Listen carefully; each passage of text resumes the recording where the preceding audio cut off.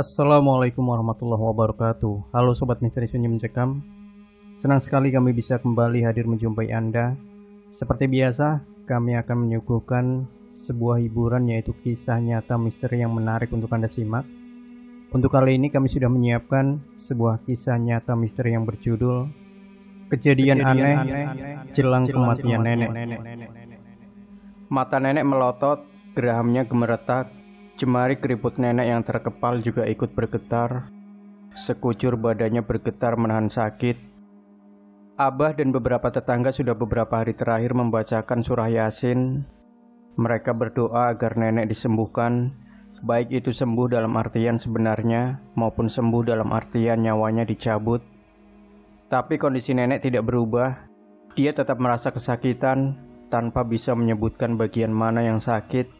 Sesekali nenek bahkan menangis meraung-raung.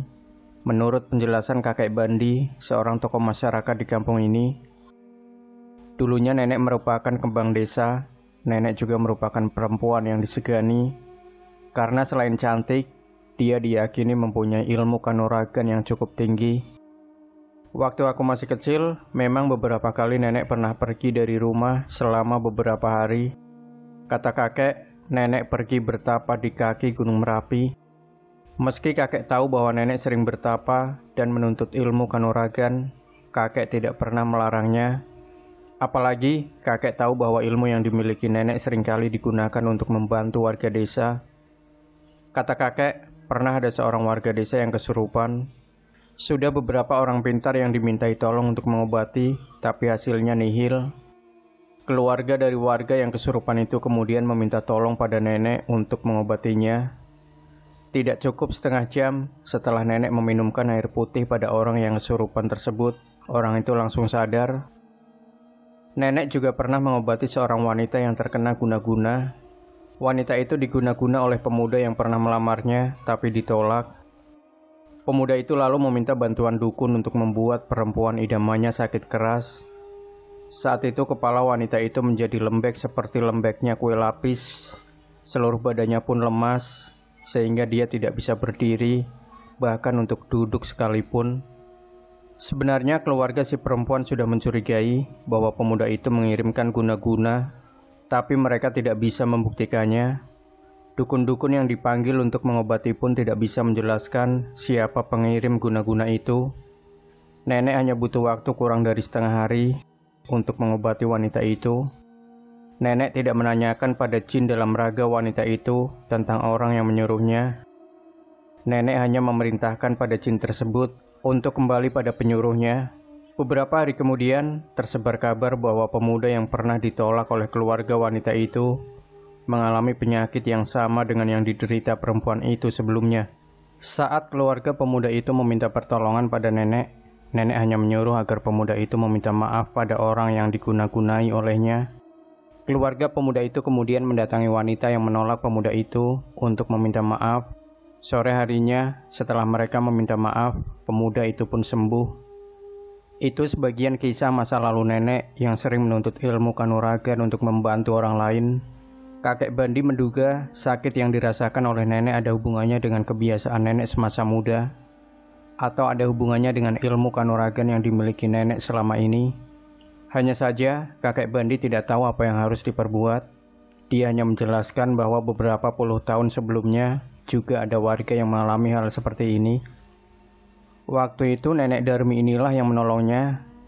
Nenek Darmi mengeluarkan ilmu yang dimiliki orang itu.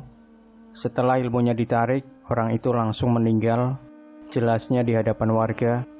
Kakek pun tidak mengetahui bagaimana caranya membantu nenek, karena kakek sama sekali tidak pernah mempelajari ilmu kanuragan. Aku merasa sangat kasihan melihat nenek tersiksa di penghujung usianya, tapi aku juga tidak tahu apa yang bisa aku perbuat. Aku cuma bisa ikut mendoakan sambil sesekali menggenggam jemarinya, mencoba memberinya kekuatan. Angin malam bertiup cukup dingin. Sebagian warga yang tadi datang untuk membacakan surah Yasin dan mendoakan nenek sudah pulang. Tinggal aku, kakek Bandi, kakek dan bapak yang ada di sini. Kami berembuk dan mencoba mencari cara untuk membantu nenek. Kakek Bandi menyarankan agar kami mencoba menghubungi paranormal. Dia merekomendasikan paranormal yang tinggal di kecamatan sebelah. Menurutnya paranormal itu cukup hebat dan terkenal. Bapak dan kakek serentak menoleh ke arahku. Sepertinya beliau berdua meminta persetujuanku. Karena selama ini aku adalah orang yang cukup keras menentang nenek dan ilmunya. Aku adalah orang yang tidak mau berurusan dengan paranormal dan hal gaib. Aku mengangguk tanda setuju, kemudian aku meminta pada mereka semua agar menunggu hingga pagi tiba. Meski sebetulnya kami sudah sangat tidak tega melihat kondisi nenek. Setelah disepakati bahwa paranormal itu akan dipanggil pada keesokan paginya, kakek Bandi pun berpamitan dan pulang. Tinggal kami bertiga duduk di samping tempat tidur nenek. Aku mendengarnya mengarang tidak jelas. Sebagian tubuhnya kembali bergetar hebat, tapi aku tidak berhenti membacakan surah Yasin untuk nenek. Hingga akhirnya aku merasa lelah dan tertidur di samping tempat tidur nenek. Keesokan paginya, seusai sholat subuh, aku dan bapak sudah siap berangkat menuju rumah paranormal yang dimaksud kakek Bandi.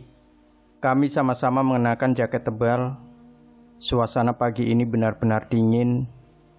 Minyak kelapa yang ada di dapur pun sampai membeku dibuatnya. Sepanjang perjalanan aku mendengarkan bapak bersenandung lirih di belakangku. Lagunya tidak begitu jelas, tapi sebagian syairnya mengandung bacaan sholawat. Aku tidak tahu apakah itu kebiasaan bapak jika dia diboncengkan. Matahari sudah cukup tinggi saat kami tiba di daerah itu.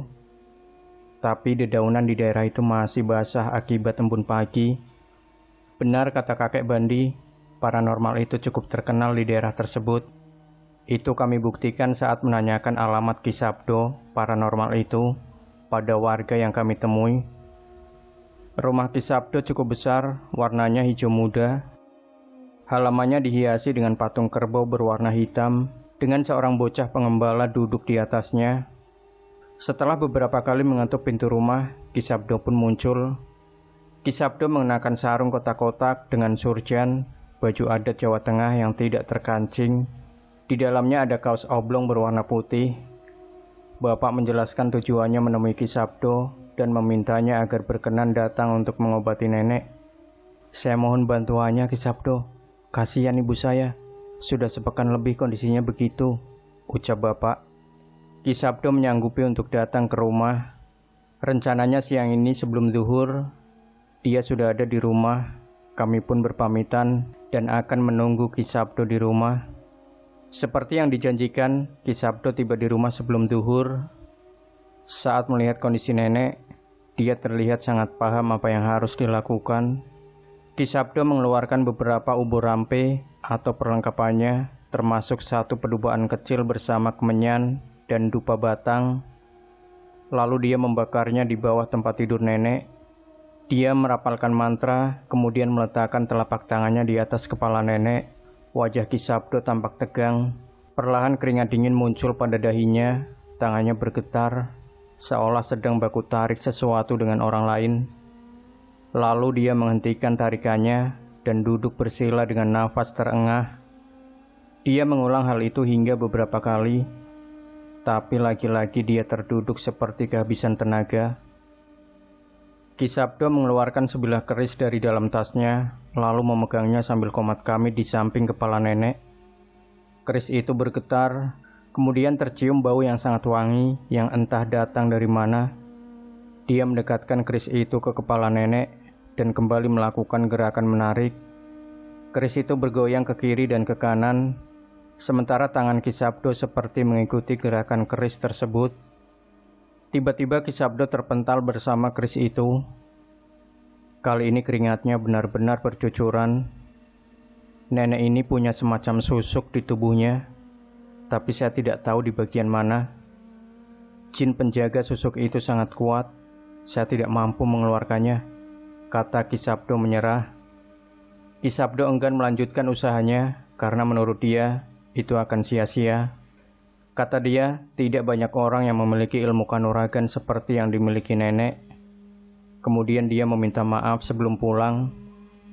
Aku bersama bapak dan kakek tidak menahannya pulang karena kami yakin bahwa usaha Ki Sabdo akan sia-sia.